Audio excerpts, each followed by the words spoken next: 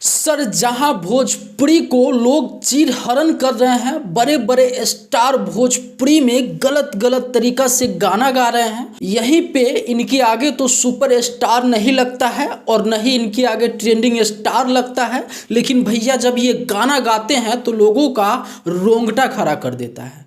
एक तो समैया कोई तुझे तो से गलती रे भाई।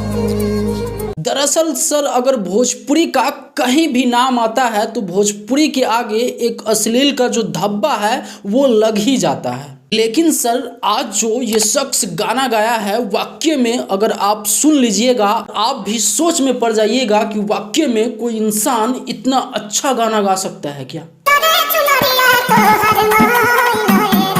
चुनरिया तुहार मैल एराम गाने का टाइटल है। उसके बाद सिंगर अंकुश राजा जी गाए हैं, पमेला जैन जी गाए हैं, राइटर इसका है मनोज मतलबी। सर वाकई में इस गाने को बेहतरीन तरीका से लिखे हैं और अच्छे से सजाया गया है और सुनने के बाद यही लगता है कि भाई कोई गाना हो तो ऐसा जो रोंगटा खड़ा कर दे। सब मिला जुला के अगर बात करें इस गाने में थोड़ा सा भी कोई कमी नहीं है। जब इस गाने को आप सुनिएगा तो आपका रोंगटा खड़ा हो जाएगा। लेकिन भैया कहते हैं ना, अगर आप रोज रोज मछली खा रहे हैं, अगर आपके सामने में अंडा मिल जाए तो उतना भाव थोड़ी ना दीजिएगा जो मछलियाँ को देते हैं। उसी टाइप से हमारे भोजपुरी के सुनने वाले हैं, सब तो रोज ऐसे वैसे गाना सुनते रहते हैं, तो उनके सामने में अगर ऐसे आ जाए तो सब धीरे धीरे मतलब नेगलेक्ट उसको इग्नोर करते रहते हैं। लेकिन कितनों घींच घाच के इस गाने का व्यूज़ देख सकते हैं।